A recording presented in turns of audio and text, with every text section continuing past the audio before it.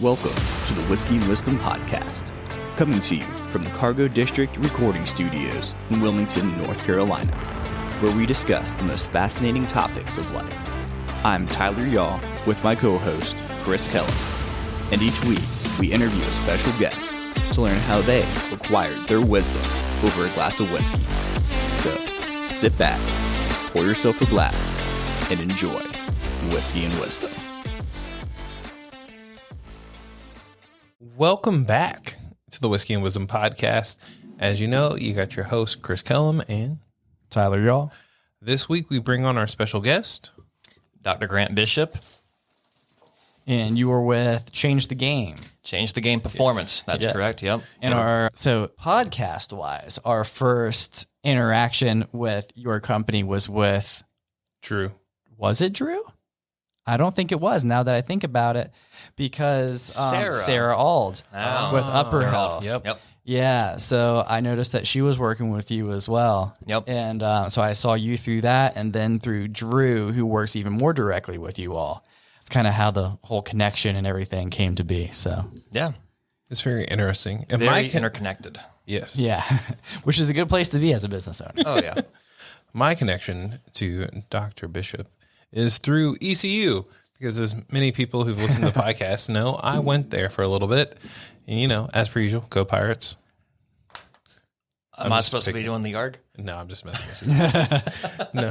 That's almost like just kind of reactive, too. I'm like, oh, man, this is going to be going to come off wrong. I felt there's a time I was scrolling through pictures this morning and I had to post something for my friend. And there's a video of me like with her friends. And it's like, you know, you're in ECU if you just yell out purple, Gold. and just everybody Yells it. That's how you know where you're at. That's how you know you're in a good spot.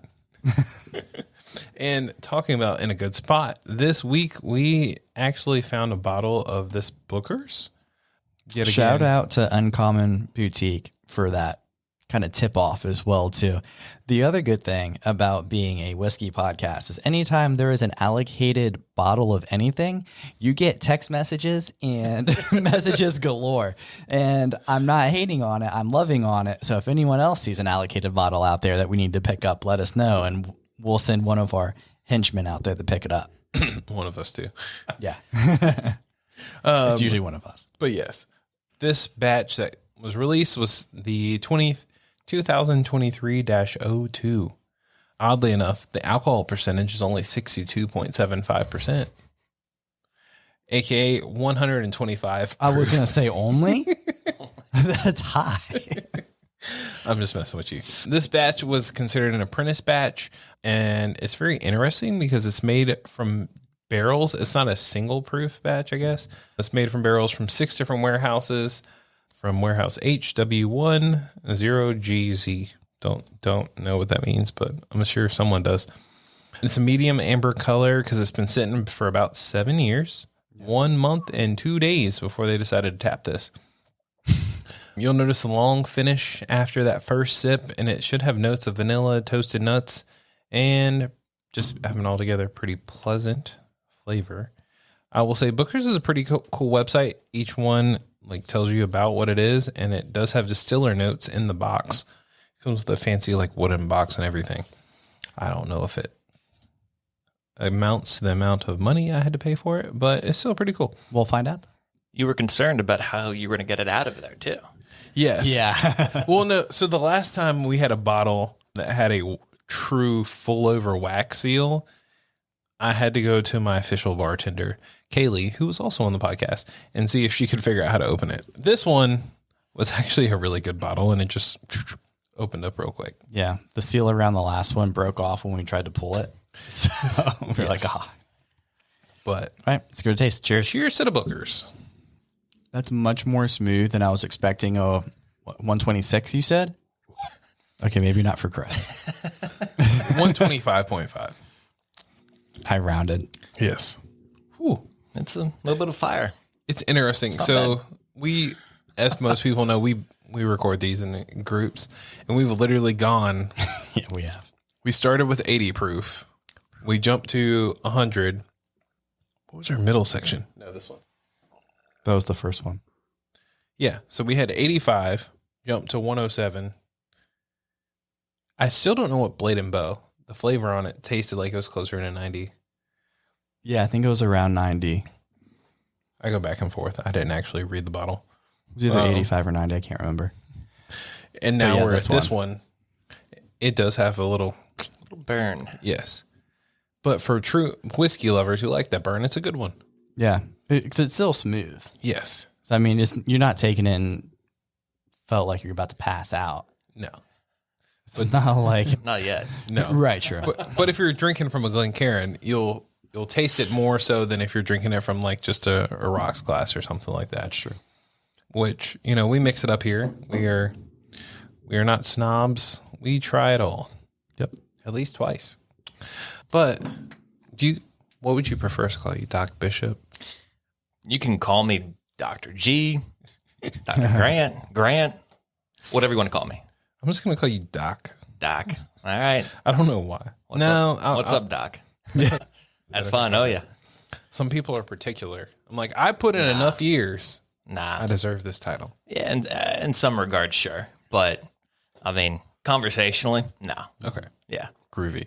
So tell us a little about yourself, besides the fact that you went to ECU. What else you got? Well, a little bit about that. So I went to East Carolina. I'm originally from Raleigh. Okay. Yeah. So I grew up in Raleigh.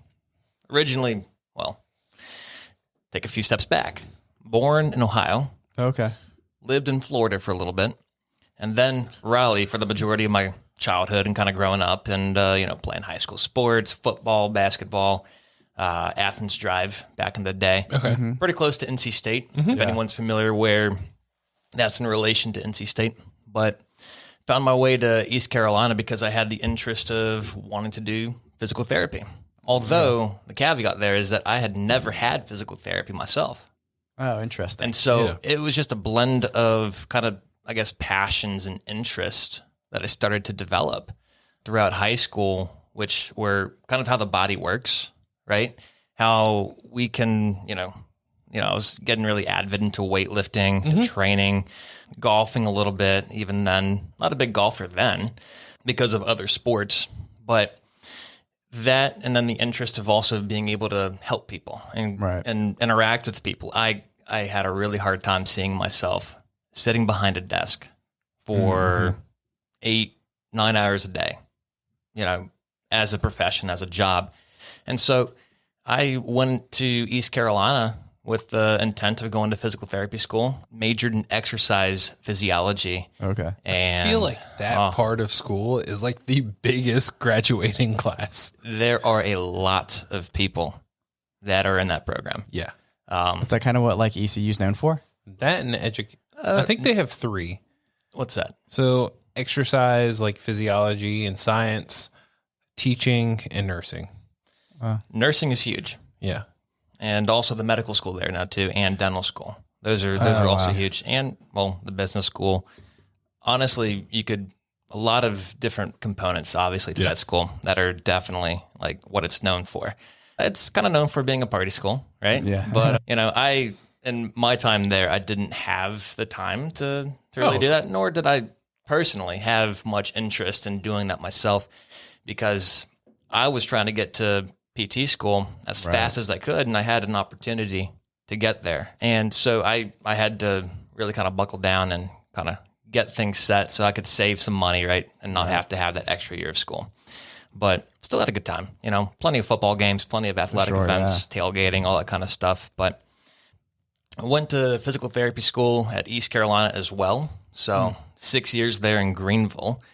Great town, definitely has grown a tremendous amount. Oh, for sure. And just, probably 10 years now since I was first there. And beautiful school, beautiful campus. And throughout that process, I didn't really have any, direct intention to kind of start something as a physical therapist. That passion kind of developed and brewed, I guess, later on towards the end of grad school. And then when I graduated, it was during the thing that, we all know about, right? That affected the rest of the world. But That pops up on our Spotify podcast when Yes. we talk about it. yes, Which must not be named. yes, I kind of gathered that before I would have said anything there. Right. But it made things obviously very challenging for everyone, right? But I saw a passion of golf kind of building up, and I had a direct interest in wanting to work with golfers. And my first job that I had a really good time, really good people. I actually worked over in Whiteville for a little bit of time. Whiteville. Yes. Oh yeah, great people. Renew Health and Physical Therapy, great people there.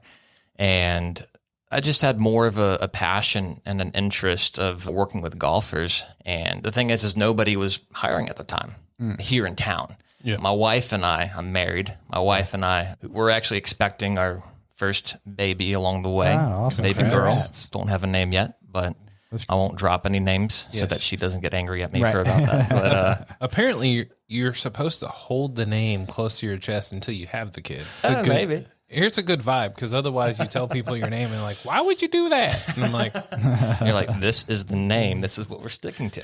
Right. Wait till it's ink on the paper.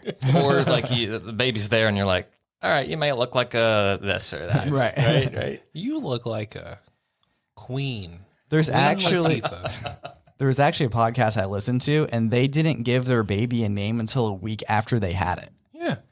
So I was like, I'm not sure if I could do that. I don't know about that. Yeah. Yeah.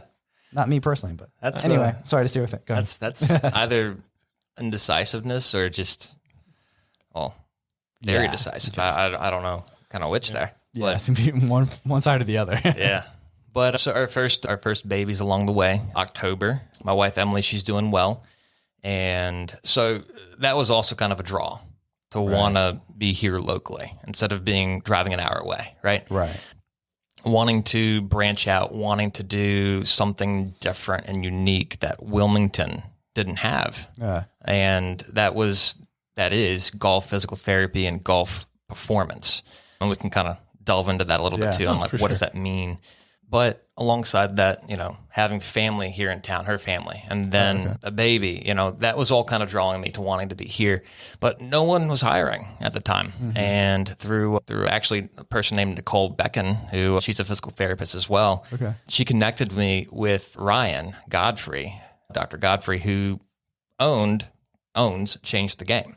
And so he was at the time a one-man kind of shop and really struggling as everyone was during COVID. And I came along and, I messaged him and I'm like, hey, this is who I am. This is kind of what I'm looking to do and would like to talk with you. And he's like, well, I'm not hiring for, obvious reasons, nothing against you, but we're not hiring. I'm not in a position to hire, but would love to talk to you. And so that kind of churned us to talk a little bit over the course of a few months or a few weeks of like, how could this look? And we kind of developed this bright idea to start something together, which brought a lot of risk to me. Obviously, you're just like, all right, I'm going all in, starting something new.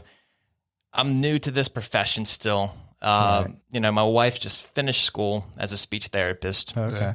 So, all of this is coming along. And yeah, the day I signed kind of us opening up a business together, the golf side of the Change the Game performance was actually the day that a person I had met, Ray Dixon, who he wouldn't mind me sharing his name. Right. Yeah. He owns Dixon Service Company, great people, air conditioning, HVAC.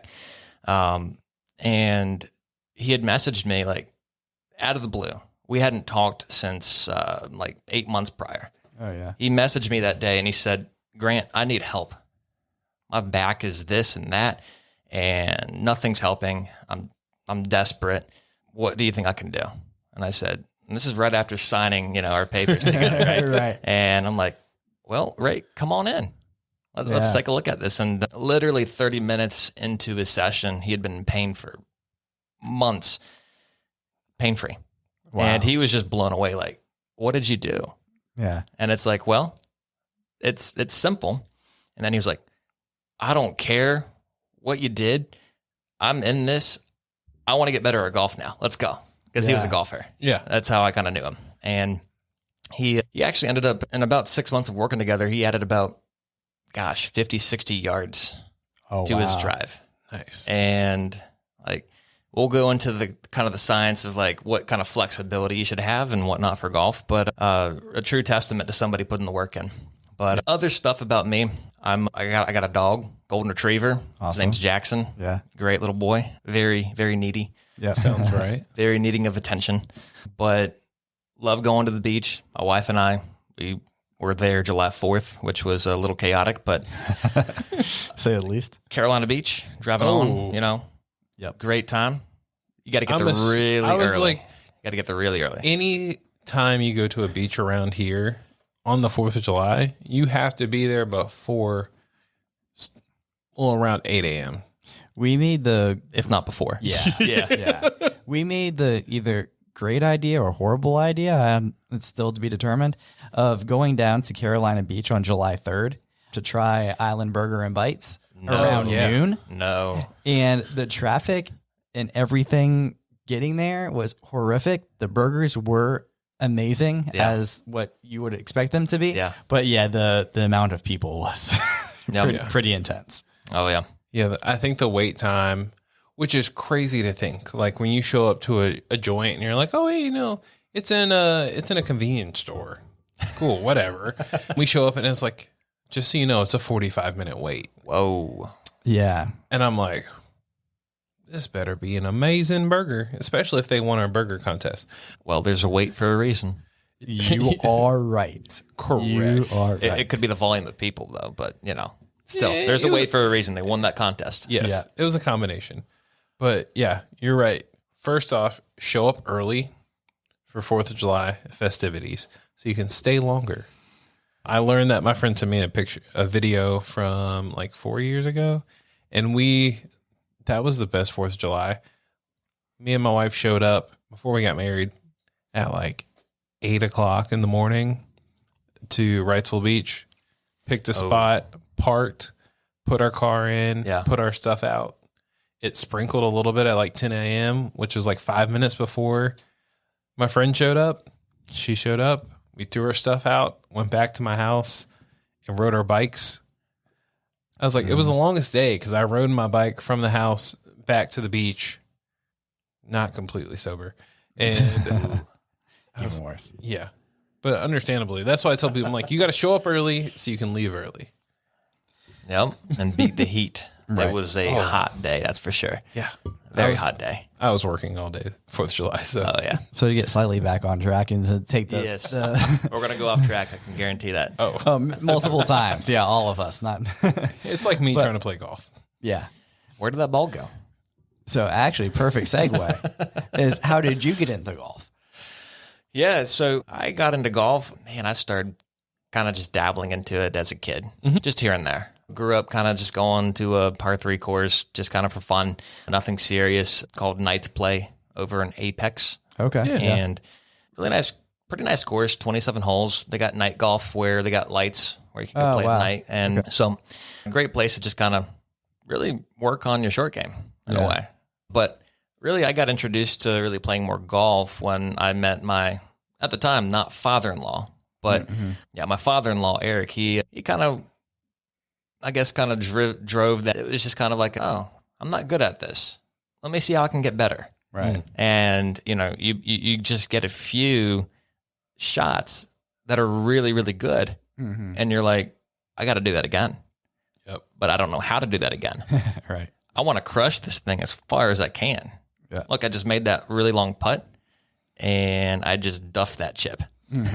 So it's just kind of an ever learning process of you're not going to master the game of golf. Right. And it's just that kind of a game, that kind of a sport where it's all about probabilities. And it's a lot to do with the mental side.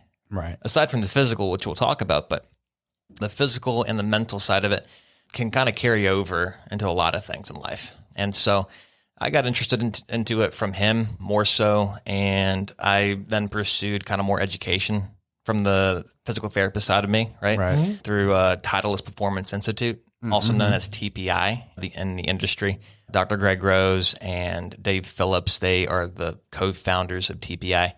And so I took a few of their courses, got certified through them in different courses, medical, power, all that kind of stuff. Wow. And a lot of great education, and further continue to pursue kind of that education in golf biomechanics with a guy named Dr. Kwan out of Texas Women's University.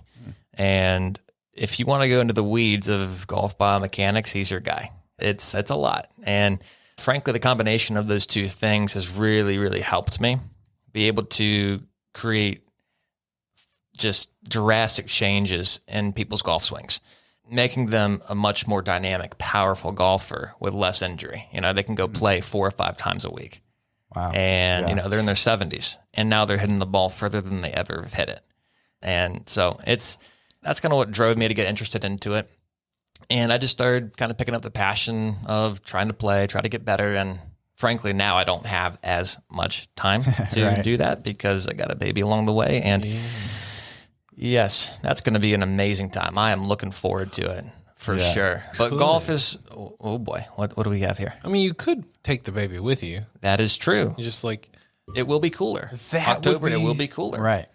If my wife will allow it. Is to get a golf cart. Get a golf cart with a Baby, right. They make them. I'm sure they do. For Yeah. real, they make them. Yeah. That makes sense. Yeah. But, you know, one day soon. But yeah, I started taking some lessons from a guy named Kirk Baker, really great guy up at Castle Bay. Okay. He does a phenomenal job with people. And he was actually one of my first clients as well. And he really, Kirk's one of the guys that he is so open to learning that, like, what I had to say, he would listen, and I would listen to him. And, you know, I would continue to kind of further like my understanding of the golf swing and the biomechanics, and I would talk to him about it and kind of give him some ideas. And like that helped him with some of his clients, and like it's helped him personally. But it's just really cool. He's really open to learning and really open to feedback, and that's something that's really, really valuable in a coach and a swing coach that you could find. But I started taking lessons myself. I am not the best of golfers yet. A handicap of like a 15. Yeah, not too bad though. So yeah, not bad for not playing as much as I would like to. But nonetheless, I can still drive the ball 330 yards. Oh wow. So Drew, I'm coming for you. When you listen to this, I'm coming for you. Not really. There. I am not his. I'm not to his caliber. No way. But he's a big guy. What was able to drive the ball during his last competition? Oh, his last one that he was in Memphis, Tennessee. Yeah. And that heat and humidity. Gosh, I think he might have got one that was 390. Yeah. Oh wow. Yeah. I think I And- saw it was like 380 something is what I saw, but I knew he hit it Yeah, like further 389 or since something then. like that. Yeah. but that humidity. Oh my goodness. Right. I couldn't imagine. It just knocks that ball down. Yeah. You don't have a chance to. I mean, Kyle Berkshire, if anyone's familiar with World Long Drive, Kyle Berkshire has kind of been the dominant face of it in the past couple of years, among some other guys. Eddie Fernandez for the senior guys, who he's swinging 151, 152 club speed, ball speed of 220. It's like, dang. Oh, wow. But Kyle, like he was getting ball speeds in the 230s, but it wasn't going much further than the competition. Oh, interesting. He was also having a hard time finding the grid in that competition too later on. But it's just fascinating to see what kind of conditions that you play in, right. how it affects where that ball goes. You know, you could swing it as fast as possible. He was getting 160 miles an hour on his club speed. Wow. But it was still not going very much further. And that has a lot to do with the conditions that you're playing in, the environment, the altitude, which was not very high in Memphis, but the humidity. That with the heat and the humidity. Water in the air, I'm sure. Oh, yeah. Just like stops it. Oh, yeah. It causes it to drop. Right. That's for sure. That's like me trying to play. I was playing switch golf with my family last night. And first off, I'm a goofball and try to do it left-handed. That's a good way. If you're not left-handed. I'm definitely not left-handed. But every time I would hit the ball, it would just do that whole up and drop. And I'm like, ooh. But that's what my head thinks of, is like when you hit a ball, you think you're hitting it really hard, and then the atmosphere just says, nope. Good try, though. So in your side of it, is it like a completely different game plan, like when you work with someone like Drew, as opposed to like a regular golfer? Because I'm sure there's so much more torque going into just trying to drive that ball as far as possible, right? There is a lot. There's a lot that goes into it. Yeah. That is for sure. But a lot still stays the same across the board. Okay, No matter if you're 75 years old, or if you're 15 or you're 10 years old, or if you're a freak like Drew, Yeah. and what you're able to do, you still have to have the bare minimum mobility requirements that the golf swing needs. True. Yeah. And so for that, we have 4 rotational centers of the golf swing that I'll measure with all of the golfers. We got a golf assessment on our website in case anybody who's listening to this wants to kind of figure out like where they stand with their mobility. It's changethegamepT.com/home assessment or something like that. But it's free. It'll give you insight into what you need and kind of help start a plan for you going forward. But all golfers need to have rotational mobility in their neck, their shoulders, their spine, and their hips. Yeah. And when I say spine, I'm talking about the thoracic spine, the spine between your neck and your lower back. And so if you have enough mobility in these 4 rotational centers, then you're golden when it comes to being able to kind of increase that length in your swing, right? And also preventing injury from happening, right? Okay. You need to have that adequate mobility. And then you need to have the strength necessary for producing the torque in your swing. Once you have those things, then you're talking about, like, for someone like Drew, doing a lot of power and speed related things, overspeed kind of things, but also a lot of technical things, swing coach things. There's some things that I still want to work with him on. Yeah. He's just in the middle of competition, and it's not very it's not very good time to create a lot of changes. It's like taking a golf lesson right before a tournament that you want to play. Right. Yeah. It's probably not you're going to be in your head. Yeah. But, you know, the swing itself, you need to have that rotational mobility. And then you need to also be able to have the strength, the power, and then, well, what factors influence that club speed? For someone like Drew, that's what he's after. He's after increasing that gap of how fast he can swing, right? Okay. And so that's kind of the difference with Drew versus these other individuals who are likely swinging under 120 miles an hour. Oh, he's at the 150. And so I like to kind of compare it. It's fast. I mean, the fastest I've gotten with my swing is, and that's not hitting a ball, is 140. Oh, wow. Hitting a ball is 133, 134, but I don't know where that's going. Right? Yeah. So 150 is just, it is so impressive. And that's why it is very few people can do that. Mm-hmm. And there's some people that are now hitting, the mid 160s, the high 160s. And it's insane. The amount of torque that goes on the body. Yeah. I'll give you guys a kind of a comparison on, like, when it comes to spine health here. Mm-hmm. So you guys familiar with, like, a tackle dummy or the football sleds? Yeah. Like that you'd kind of push, right? Yeah. So for the average professional golfer, for the average swing that they have, they're producing 7,500 newtons of compression force on their spine. What does that mean? Mm-hmm. 8 times body weight. Oh, wow. Of compression force on their spine. That's the equivalent of ramming yourself up into the blocking sled. Yeah. But doing that, and this is also like, why do golfers have back pain? Yes. Well, if you're not moving well rotationally, a lot of that stress is going to go to the back. Mm-hmm. All that compression force. And that's actually from your muscles. A lot of that compression force is from the muscles themselves. Okay. And so 8 times body weight for the average professional golfer. These guys are swinging much faster than those guys. Right. And so that's every swing, though. Right? So that's a lot of force. And you got to take care of yourself. Mm-hmm. And so that's why I'll always advocate for people to keep it as simple as we can. You need to be able to rotate well through your hips, your shoulders, your spine, and your neck. Mm-hmm. And if you fail in any of those, we're looking at a recipe of getting hurt, but also having inconsistency with your swing. Mm-hmm. And so once all those are cleared up, then we're talking about building a strength base, and we can talk about that. CrossFitters here, You guys do CrossFit? Yeah. You do CrossFit? Yeah. We try. So, yeah, you guys train. Yeah. And so we can talk about training principles and kind of like, well, how does that relate to a golfer? But, the big thing for someone like Drew is staying healthy. Like right now, a lot of power priming stuff is what we would do, what we would focus on, a lot of speed work, but also a lot of tissue work, tissue recovery. Okay. Because that's a lot of strain on the body. Yeah. It's also travel too. Right. And so you got to factor all those things in. And so the biggest things, like some tools that I'll use is like dry needling or soft tissue kind of instrument assisted. People can call it like scraping or Graston or whatever you want to call it. And, you could do cupping or whatever, but then integrating that with a exercise program that is actually going to help him improve his mobility and also get his nervous system ready to do the demands that he needs from it. Yeah. Right.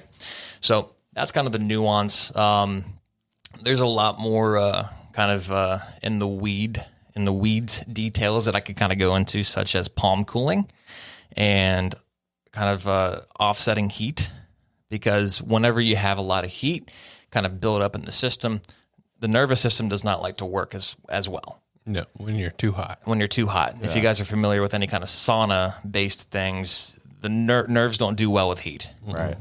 And so when you're talking about, like, people like to do cold plunges, I've talked to Drew about this. He is not very keen to trying this quite yet, but maybe soon. But something as simple as palm cooling, or even putting your feet into maybe some buckets of ice, right? And it doesn't have to be for very long, but, this would be something I would be very interested in kind of testing with him. Right. Because of the effects that it could likely have on power output.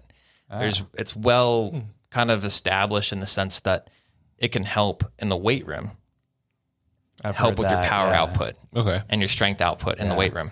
And so that's palm cooling. But then you can get into the recovery means of, like, how can we get to the next level, right? But it's a fun process, kind of giving him a lot of different things to work on, but he's got a lot on his plate, and that's what you do with a long drive guy. Exactly. Yeah. Well, and to talk about a lot on your plate, running this business, we have a lot on our plate. So we do have to throw in some sponsored ads. Currently, we're working with 30 Off Local, which is a pretty amazing group. You can go on their website, set up an account, and you can purchase certificates that are full price, and you just pay 30% off. It's a great way to save a little bit of money, especially like fine dining for those who drink like we do, or at least like I do. Especially when we're doing 4 or 5 podcasts in a day. They do set up with VitaFlow IV Clinic, Clean Juice, the Native Salt Clinic, Salt Cave. Yeah, Piranha Salt Cave, which is my favorite one to go to. I've still not been to that one. And they also work with people local to us in the Cargo District, like Mess Hall, Cheese-Smith, and Fermental. Like I said, it sets you up to save some money, but also support local. So you get that double benefit, get a full price, like $25 gift card, and you only got to pay 70% of it. We're also on there too. I was just about to shout that out. Too. I was I did see Change the Game on there. I was like, oh yeah, make sure you go check them out as well. So for those who want to up their game in golf or in life, check out Change the Game through the 30 Off Local website. Yeah. That is right. That was an even better segue than expected. See, Tyler always doubts me. I don't doubt you at all. Not bad. I am the John Stockton of our podcast. I'm here to set him up for the perfect assist to lead into a sponsored ad, or to just transition to something new, similar to, like you were talking about, palm cooling. What does that do? I'm assuming my thought process was like, if your palms are colder, you can actually feel your grip on things, and so you're not exerting things differently. So the mechanisms behind that, or the physiology behind that, a lot of it has to do with offsetting heat. Okay. That's what a lot of it has to do with, is offsetting the heat. And then basically, as a byproduct of that, you're not really targeting muscles necessarily, right? You're more, so the palms are a great place for that. It also increases adrenaline. Okay. right? That if you've ever taken a cold shower Yeah. or a cold plunge, and you have that, you avoid like the plague. I'll go do that myself over at Cryo Cove if you guys are familiar with that bow over there. Take a cold plunge, and the first few seconds that you're in there, like it just takes your breath away, right? Like you're trying to get your breath under control, but it's kind of that shock, right? And so it's not so much, you're not trying to do it for a long period of time, but so there's that offset of heat, but also the adrenaline that it's going to kind of release and kind of cause kind of happen into the system, right? Okay. And so you kind of combine those two, then you're looking at nerves that want to function better, right? Or more optimally, not under a lot of heat stress, which heat causes you to obviously fatigue a lot quicker. And so this is something even possibly applicable to people who run during the summer or who are weightlifting in the heat, right? Offsetting that heat is going to be a big factor to not fatiguing as quickly. And so that's a big element of why I would kind of recommend doing it. Now, as far as like safety with it, be careful with cold. Right. Yeah. I'm not, if you've never tried it before, be careful with it. And it doesn't have to be ice, right? Just colder water, kind of offset that heat. And frankly, if you kind of, it has a lot to do with that fatigue. Yeah. If you've ever worked out in the CrossFit box, right, or gym, in the middle of summer, I was just at a CrossFit competition yesterday over at Seacoast, right? Okay. Yeah. There's a lot of different gyms that were there. I've been working with a few clients that were also competing in that competition. But it was hot. Yeah. It was really hot. And so I was actually telling this to a few people there. They had ice buckets outside, and I'm like, they're like sticking their whole leg in there and because of their knee. And I'm like, there's probably a better way to kind of fix your knee. But, the added benefit, I'm like, hey, do this with your hands, it might help with your strength output, get back in there kind of thing, and kind of help you not feel as fatigued from the heat. Some guys looked at me and are like, okay. And they did it, and I don't know what came of it, but just fun little tips that people look at you like you're crazy. Right. Yeah.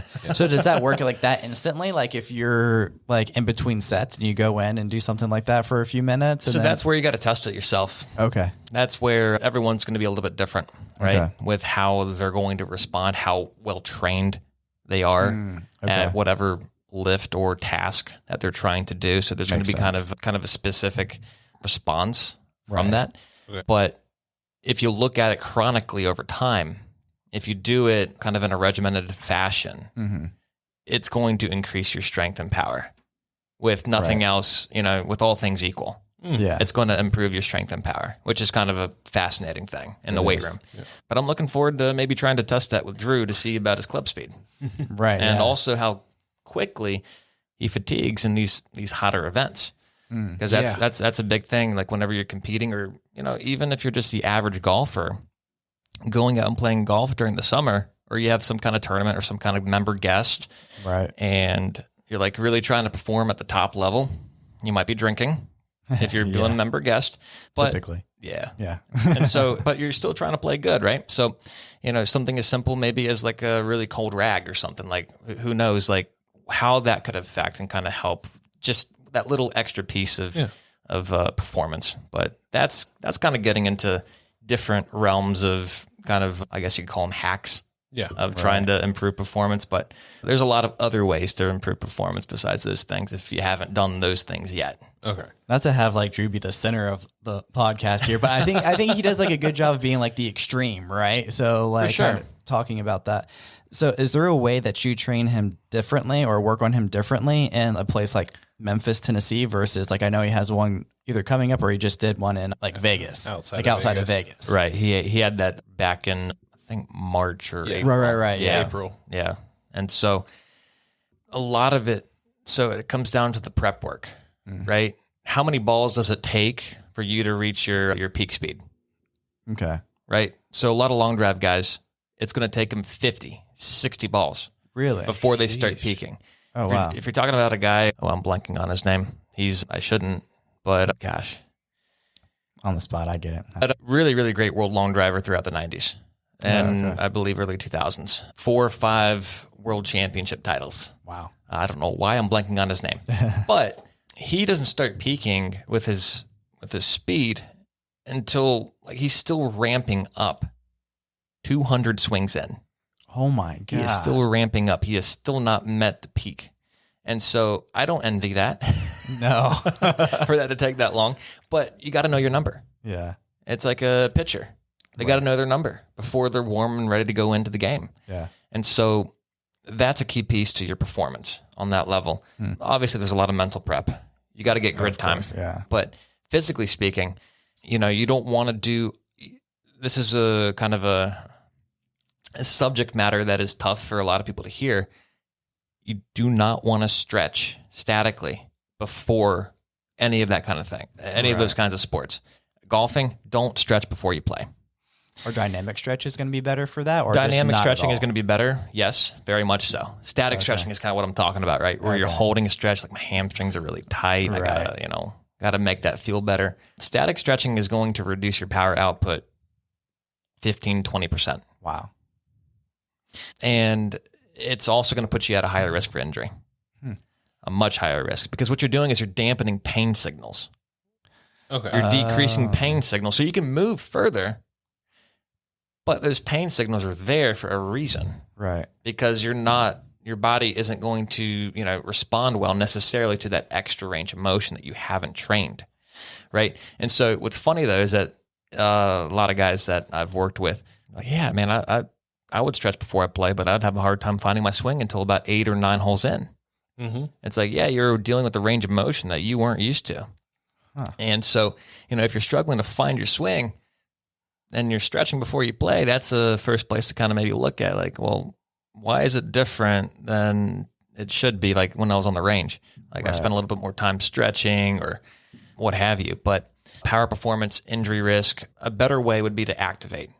Obviously, activate muscles. I love using bands. Right. Very versatile, very easy to transport, and very easy to use. And so using bands to warm yourself up dynamically, right? Mm-hmm. And I have a lot of guys that will come back and tell me, like, Grant, I didn't even need to practice on the range. I felt so warmed up, like I took like 3 swings and I'm like, I'm ready to go. Oh, wow. And whereas it took them 50, 60, 70 balls before they felt like they were loose. Yeah. Yeah. And so it's very practical. It saves you time, but it also saves you that mechanical load Right. of all of the swings. But yeah, so not stretching statically until afterwards. Afterwards is a good time to kind of work on that soft tissue work, that recovery work. But I like to use something like overcoming isometrics. Mm-hmm. It could be called overcoming elastics. Take a really, really thick band Yeah. and attach it to something that isn't going to break, right? Or isn't valuable. And so you could do it in many different ways: rows, or pulling, pushing, attaching it to your foot and your leg to kind of work the legs as well, core, where you're trying to overcome that band, that resistance, with as much force as you can. And once you can't overcome it anymore, keep pushing through. And do that for not very long. Don't hold your breath. Yeah. But 4, 5, 6 seconds, really, really trying to recruit as many muscle fibers, as many motor units as you can to prime the nervous system. And the great thing about it is it doesn't leave you sore. It actually will leave you kind of like, really amped up. Yeah. Like, everything's firing on all cylinders. And it's a really, really good way to prepare yourself physically and through the nervous system for something that is going to be very, very ballistic and very, very explosive. Yeah. And so overcoming isometrics is a great tool. And then you get into more of kind of the ballistic speed work that you could kind of integrate as well. Right. And, that takes different kind of, it looks differently depending on where the person has their best power centers. Okay. If that makes sense. Yeah. There's a couple of different power centers of the golf swing that we'll measure, and we'll find, like, if you influence these more, like if you improve your base in these power centers, it's going to make your speed go up. Okay. And so that's also part of the home assessment of the different power centers. There's 3 of them, but 2 of them are actually causative to increases in your club speed. And so that'll affect the training. That'll affect kind of what how you're going to program and periodize a training program for somebody, but also tailored to where their weak points are. Right? Yeah. So knowing the athlete, because we're all athletes. Right. It's just, we're all athletes in different ways and in different sports or activities. But for the specific sport, you got to find where this person has their weak links and where they're actually really strong at. And we can kind of get into how that's going to affect their golf swing because, well, if you guys want to get into that, but if you don't use their strong points, you're going to have a golfer that's going to be very inefficient. Right. So they'll be able to hit it, but they're not going to be dialed in. So there's getting into physics here, just a little kinetics and kinematics. Okay. So your kinetics, meaning ground force, Right. is going to directly impact or dictate the kinematics, which are the 3D kind of motion. Kinetics 2D, kinematics 3D. Oh, okay. So your kinetics, your ground interaction, how well you're actually pushing against the ground, is going to dictate if your hips move first, if your spine moves next, if your shoulders move next, and then, kind of the last link being the club, right? And so if somebody, their power center, if they're not, I'll just give you one, the vertical power center, if they're not really efficient with, or very strong in their vertical power center, they're not going to be swinging the club very fast unless they have a really, really strong other power center, but that's going to likely lead to injury risk. Right. Okay. So if somebody's very upper body dominant, right? This is also another power center, push power, right? If you're really, really dominant in that power center, which does increase club speed, if you're very arms dominant, and you might see this in your own golf swing, whenever the arms get too involved, there's a very hard time knowing where that ball is going to go. Yep. Even though you might be swinging really, really fast. That's every time. Right? Yep. Right? But so understanding like where somebody's power centers are, as far as where their strong points are, where their weak points are, and knowing how to make them a more balanced golfer with those power centers will greatly, greatly help how well they swing without any swing instruction. And so that's something that I work on with a lot of golfers as well, is kind of the swing efficiency and the sense of how your body moves. I don't teach you how to swing the golf club in the sense of like, how to play this and to play that, how to make this kind of shot. Definitely not short game. I can't help you there. I wish I could, but I can give you some names if you need some names for guys to help you with that. But when it comes to how well somebody moves, that's going to be the bread and butter of how reproducible their swing is. I'll give you guys a term here. Grandiose. Right. Grandiose. It's a big acronym for what's about to follow. So you want to have ground force, good ground interaction. That's the G, right? And then you want to have a rhythmic swing. And so ground force, rhythmic, A being asynchronous. You want to have the lower body moving separately from the upper body. You want your hips moving apart from your spine. It's a term called separation or disassociation. And so you want to have it ground force, right? You want to have a rhythmic swing, asynchronous. You want to have it to be natural. You don't want it to be forced, right? Yeah. And then you want it to be dynamic. I kind of like to kind of coin or term, like we want to be momentum dynamic golfers in our swing. It's just going to look different for each shot. A wedge shot is going to look very different from a driver. Right. Yes. Right? Obviously it should. If it doesn't, you're probably looking at Bryson DeChambeau. True. That guy is, man, when you're hitting 8-iron 220, it's like, oh, that's a little far there.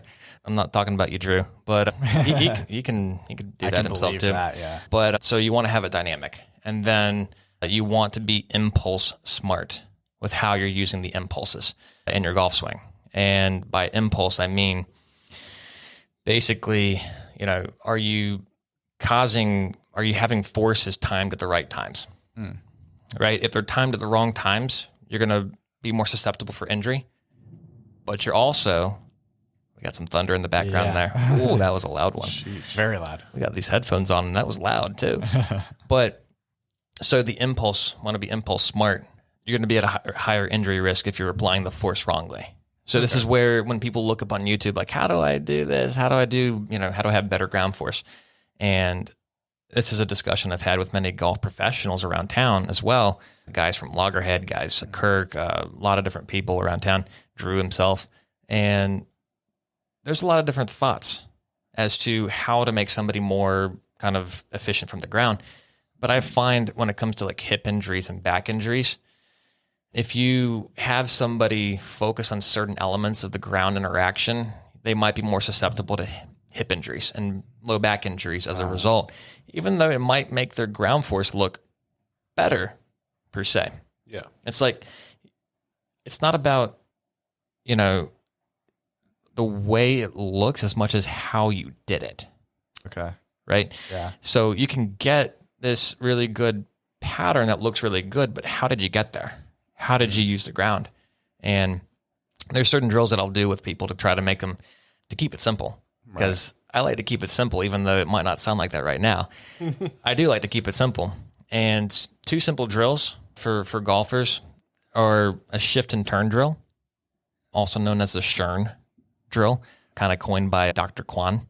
Okay. And if anybody's interested, he does have a YouTube channel and an Instagram page that a lot of good stuff on there. That's how I've heard about him. Yeah. On Instagram. Yeah.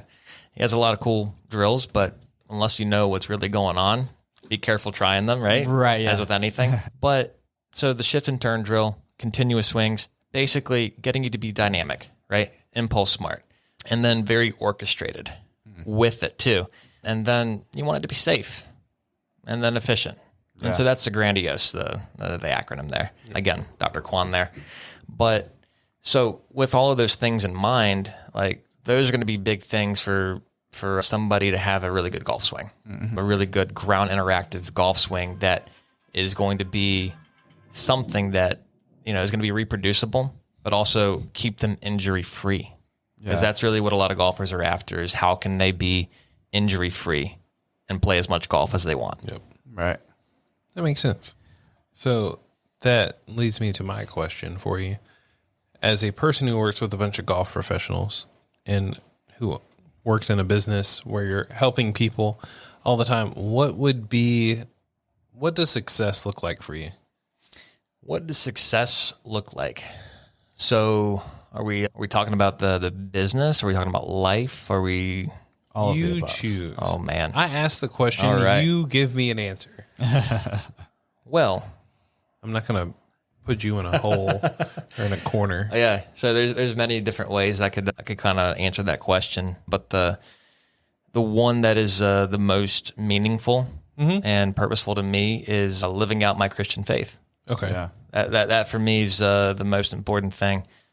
Sharing about Jesus to people and kind of representing him in the way I interact with people in the day-to-day basis. Being able to have compassion on people, being able to encourage, to love people, to kind of see them where they're struggling. Because, I deal with a lot of people that are in pain.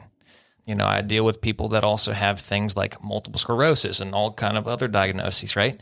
And so when you deal with people that are in pain, like, what drives me, what keeps me going is knowing where my foundation is. And, that for me, that's in Jesus Christ. And that's just a big part of who I am and the way that I live and the way that I conduct business and my marriage. And so success to me would be to try my best to honor him in what I do. And then in the business side of things, like where do I want to see the business go and be successful? Man, I would love to, it would be really awesome to have multiple people working with me, doing the golf side of things, right? Golf, physical therapy, golf performance, having fitness classes that are just changing people's lives, no pun intended, game changing, right? That's the tagline that we have. It's great. The business name helps that. Sorry. Very corny, but that's okay. It works. It does work. People remember corny. Game changers.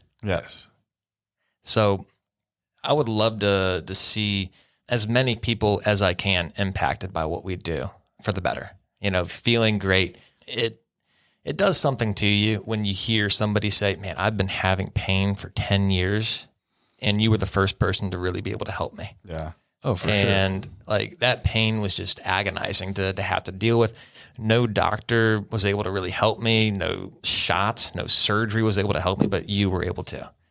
And I've also had people that have, been dealing with chronic pain, right? And being able to talk them through that, being able to talk through the mental, psychological struggle, even though, maybe my role necessarily isn't in that realm of mental health. You do kind of take on certain kind of things with that, with people that are in pain. Oh, for sure. It's just knowing obviously what your scope is and what your boundaries are, but you can really be a profound impact on people in those ways. But the big things with golf, if I can help as many people as I can to, add 10, 15, 20, 30 yards to their game, have them play the game as long as they want to play it, Right. Have that longevity into their 80s and not hurt. Play a couple times a week, shoot their age, Right. unless you're like 85, you want to shoot 75, right? Right. But if you're 59, I'm sorry, that's going to be really hard. Or younger, right? Pretty hard, yeah. I was going to be like, anything under 59 seems kind of hard, but It's like, imagine very that hard. 30-year-old kid listening right now. Right? It's like, I want to shoot my age for 9. Right. yeah. Maybe not me. That's a little young on that end, 27. Oof. Right. That I would be, don't want that'd be my difficult. handicap to be my age. are we talking 30, 35? Or Either. Well, yeah, I turned 35 this year. Yeah. Well, there you go. 35. I mean, hey, you can get down to 15. You can get half of that, 17 and a half. Am I doing math right? Yes. That's pretty close. 17.5, yeah. Math on the fly. I'm just So- here for it. I want to ask you one question, then into my last question. But my next question for you would be anyone listening. So I'm thinking about my senior advisor at work, financial advisor. He's an avid golfer. So if you could give him one or two major things to like make sure you focus on this, what would it be? Well, I would say, if you wanted to, take that home assessment.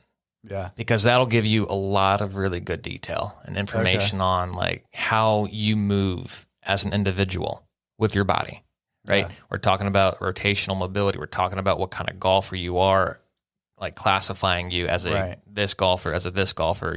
Are you a ticking time bomb? Are you a well-balanced golfer? Are you these other golfers? How do you compare to people your age in these power metrics, but also your swing speed? Yeah. After the age of 40, you start to lose 3 to 5% of your power every year Oh, wow. if you don't do anything about it. For golfers, you start to lose probably, relatively the same with your swing speed if you don't train and if you don't train well. And so the most powerful thing I could tell you is you need to look at these different metrics, see how you stack up against other people your age, and see what you got to do about it. Yeah. Because if you're in pain, just because you might be getting older, doesn't mean that pain has to be the normal. Right. It's common, but it doesn't have to be normal. And so if you're in pain, try to fix that. Find somebody, reach out to us, and fix that the best you can. Yeah. So that you can play golf avidly, right? Or as much as you want to compete in tournaments, and the Carolina Golf Association tournaments. Yeah. And, if you're looking to add distance, you have got to train. Mm-hmm. You have got to train because if you don't, you're going to get hurt. Don't look for gadgets. Don't look for a bunch of different things to try to fix this and this about your swing if you haven't addressed your body first. And that's going to also impact your day-to-day life. Yeah. The amount of golfers that I've worked with that they tell me like, hey, Grant, this really, really helped me with my golf game. But man, in my day-to-day life, like a lot of grandfathers, like, and like I can pick up my kid or my grandkid and I can, tussle with them on the ground and I can chase after them and keep up with them. And I was dealing with, I couldn't get out of the bed in the morning without just like feeling like, oh, I'm going to fall apart. Mm-hmm. But that's not the case anymore. The arthritis I had in my back, I don't feel that anymore. I've had that for a decade. Yeah. And so, things like that. Like, what's the most powerful thing I could say? Do something about your body, because if you aren't doing something for it, it's just going to continue to age, right? Right. And so we're in this constant fights, you could call it father time. You don't have to let that take the best advantage of you. There's something that you can do about it. And, we can go into, I'd love talking about like things like metabolic health and things, like strategies that you can do to improve your health overall and your wellness. But in the terms of golf, that's what I would say. Right. That's awesome. I appreciate all of that. That's great. And because I know I'm going to go back to work on Monday and be like, oh, hey, I had this guy on the podcast. And he's like, I've been listening to that one. So I was like, I have to throw in a plug for him and make sure that he has some tips in there. He has a reason to listen. Exactly. Yeah. But no, you hit on a point that I've loved talking to people like yourself, especially on the podcast this past year, is saying that no matter what your age is, pain is not normal. It may be common, but not normal. That's right. And so, I just love that you're just another professional and doctor on the podcast to be like, hey, even though you're feeling this pain, it's not normal. There's something we can do about it. And the amount of people I've heard too be told, just deal with it, or just kind of, it's just a part of getting older, either from their friends or even from other doctors. Like, it's normal. Like, hey, you got the arthritis and that's just a part of the game. That's just a part of life. It's like, no. Like, now, granted, there are obviously circumstances that you can't control. Like if you got some kind of autoimmune thing or some kind of, thing going on the side that is a major factor in it. But the way that we should feel as we get older, the way that we should feel, it's going to directly relate to how well we're taking care of ourselves. Mm-hmm. And it is normal to not be in pain because that's telling you that there isn't danger, there isn't a threat going on. Pain's very complex. Yeah. Don't get me wrong. Pain is very, very complex. There's a little story about that if you care for me to share. So there's a gentleman who he had really, really, really bad low back pain that, no one was able to help. And frankly, you get to the conclusion of like the interaction with them and, there's just nothing mechanical that you can reproduce. There's nothing that you can do physically. It's like, all right, so this is something unique and different. There are a lot of pain classifications that you can get into in the pain science world. Right. There's a lot of stuff going on with this gentleman. And, you tell him, I want you to keep a journal, a pain journal. Seems silly, but it's very practical. What are some events, like when you have that spike of pain, what are some things that, physically that were going on, emotionally, stress related? How much sleep did you get? What preceded that huge bout of pain that you had? Yeah. Start trying to connecting the dots, try to find connections, right? Came back. He said, you can't help me. Okay. Tell me more. What did you find through your journaling? Yeah. I only have really, really bad low back pain that's persistent and so severe when I'm at my mother-in-law's. Now, it's funny, but at the same time, it's fascinating because he lived next door. Oh, wow. What did he do? He moved across town and only had to deal with it to small degrees going back to in-laws. Right. And he got along fine with them. Right. But it was just more of a matter of kind of the stress response that his body was having. There was nothing wrong with his low back.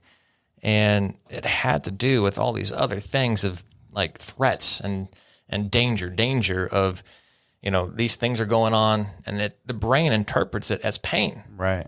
And probably somewhere that he had pain before. Yeah. Right. Exactly. That's where you're going to be more susceptible to having these experiences. And so pain overall is an experience. So there are caveats when it comes to, pain. Right. Is it normal to experience it? You should be able to move well. Yeah. Mm-hmm. And so I know you guys are avid, weightlifters or health enthusiasts, right? Aside from the occasional whiskey.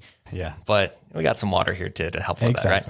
But the health that you create for yourself through getting enough sleep, through what you eat, and being well versed and understanding how what you eat affects how you feel. Definitely. And so sleep, eating, nutrition, exercise, getting your VO2 max up. Mm-hmm. Oh boy, we're getting into some weeds there. Is that right? But basically improving your metabolic health, resistance training, it's going to help improve your blood pressure, your heart stuff. It's going to improve your glucose regulation, your blood sugar regulation, right? It's going to improve the quality of your bones. You don't get more bone density as you get older, right? You start to have osteoporosis, broken bones, holy bones that can then get broken a lot easier. Yep. But you can change the geometry of your bones through resistance training. Geometry meaning, so if you took so you could have a small stick, right? That's hollow, right? Or parodic. Osteoporosis, very holy, right? And you can snap that thing really easily. Or you could take a big bamboo thing that's just super, super like huge, but very hollow, but the geometry is different, right? Yeah. That's harder to break. Yeah. Right. So you can improve that through resistance training, through strength training. And so doing those things, cardiovascular exercise, strength training, all of these different things are going to help you feel better and feel good. And so it's not normal to experience pain on a day-to-day basis and tightness. Right. You're 50, you're 60, and you're tight all the time. Well, what are you doing about it? Mm-hmm. And if what you're doing about it isn't helping, it might be time to look at something else. Because I have a lot of golfers that'll stretch, that have done plenty of stretching, that have done yoga and have done all these different things, and it doesn't help their tightness. A lot of the time, tightness is a reflection of not having enough strength in certain muscle groups. Tight hamstrings. Oh man, my hamstrings are so tight. Well, it's likely because they might be weak. If you've been trying stretching and it hasn't been helping that sensation, because the brain is smart. When there's a lack of stability in a certain segment of the body, it's going to try to create that some way to prevent you from hurting yourself. And so, until you give it adequate strength in that area, there's normal levels of tightness too. But what I'm talking about right here is just a kind of persistent level of, it just feels tight. I just got to stretch that out. Yeah. And the brain is sending that as a protective mechanism. Now, if you ignore that and you stretch and you stretch and you stretch and you continue, what ends up happening for a lot of people is it then turns into pain. Okay. And so, how do you fix that? Through assessing, obviously. But for a lot of people, you get them out of pain, first of all, through, soft tissue work, through certain exercises, whatever they might need. But you got to stabilize in that scenario. You got to find out what areas aren't working the way that they should and coordinating the way that they should. Yeah. And what happens is that the brain starts getting these safety signals of, all right, we're good, we're stable here. So I can let off of the pain. I can let off of that tightness. And then the person's like, I feel amazing. It doesn't bother me like it used to. And it's like, you did the right things this time. Mm-hmm. You're giving it the right therapeutic things that it needs. And so that's the nuance behind, there's a lot more nuances, but that's a simple kind of introduction into should I continue stretching if it's not working? No, there might be other ways that you can improve how you feel. And so that's where it's important to have somebody kind of take a look at you that's qualified to do so. Good to know. Well, with that, we have come up on our time for today, and we have one last question for you. Where can we shout you out at? You can find us on Instagram. You can find us on Facebook. Instagram is going to be the place that we're going to be more interactive. Right. Facebook, I don't know about you, but it's a tough platform. Same, yeah. It is a tough platform. So yeah, mainly Instagram. We're on YouTube. I have a pretty large video database on YouTube if anyone's interested in kind of, educational content on golf and all things golf and their body. Yeah. And find, just some exercises. I want to help as many golfers as we can. Right. And, if you're like, man, I don't have a job, I don't have anything that I can do to go to that. That's free. And then if you want to work with me and, work on something specific, then, hey, we can go that route too. Right. But Instagram, YouTube, our website, changethegamept.com. We're located off of 4th Street downtown in the Brooklyn Arts District. Oh, so we're not that far away, guys. We're very close. Right down the road. Just right down the road. And really good location. We just recently expanded from 1,200 square feet to, about 5,600 square feet. It's huge. We got a performance facility now. We got a golf bay. We got all the fun kind of gadgets, and it's a lot of fun. We got a bunch of strength classes, fitness classes for golf, for runners, for weightlifters, some advanced weightlifting classes for people wanting to really get to the next level. And on top of that, you said that right there. Right, you're good. On top of that, if you guys, if you want to schedule an appointment or just kind of see more about who we are, we do offer, like, currently during the summer, we're offering some free evaluations, right? So for golf or for running or for weightlifters, a free 30-minute consult to kind of figure out, like, hey, who, as you specifically, like, what are you looking to achieve? Yeah. Like, I'd pose the same question to these people, right? What is success to you? What are you looking to achieve? What are you wanting to, to change about yourself? Like, as a golfer, these are the things that you're looking for. As a runner, you're looking for these things. As a weightlifter, you're looking for these things. And so, we do offer that in case anybody on the show is wanting to take advantage of that. Just give us a call and, just say that you listen to the Whiskey and Wisdom podcast. Nice. And, we'll give that to you and get you started on a path that gets you to where your success is. Perfect. Appreciate it. Thank you. I love it. Just so all those who aren't tech savvy want to know, all this information will be in the show notes as well as in our post. So when we post about this episode, we'll plug in all your info so people can follow you guys on social media, as well as find the quickest and easiest way to get to your website and learn a little bit more for those avid golfers, as well as those who don't want to wake up and have to pop some ibuprofen every morning. That's right. It's not just, I just want to clarify too, it's not just, I do work with some professional guys, right? Yeah. I work with a bunch of older gentlemen and women and everyone in between. The youngest that I have right now is 11. I saw some stuff on like Instagram that you're with some like younger guys that like really starting to get them like to their peak performance. That's right. really cool. That's right. So it doesn't matter like what caliber you are, nor how good of a golfer you are. Okay. It doesn't matter like if you're a really good golfer, if you're just getting brand spanking new to the sport and you're just like, I got the golf bug. I want to have fun, but I don't want to hurt. Yeah. Right. So, and get the fitness side of it too. Yeah. And if you're looking for something that is fitness related, that is also going to help your golf game. There's that too. He's the guy. He's here to change the game. Got that right. And just a quick shout out for our main sponsor, Sway Creation. She's out there to change the game of our social media presence. So, and done a great job out there as well. So just shout out for Sway and make sure you go and check them out as well. Yes. This is game changing, fellas. Yeah, exactly. Thank you so much. Thank you guys for listening to the whole episode.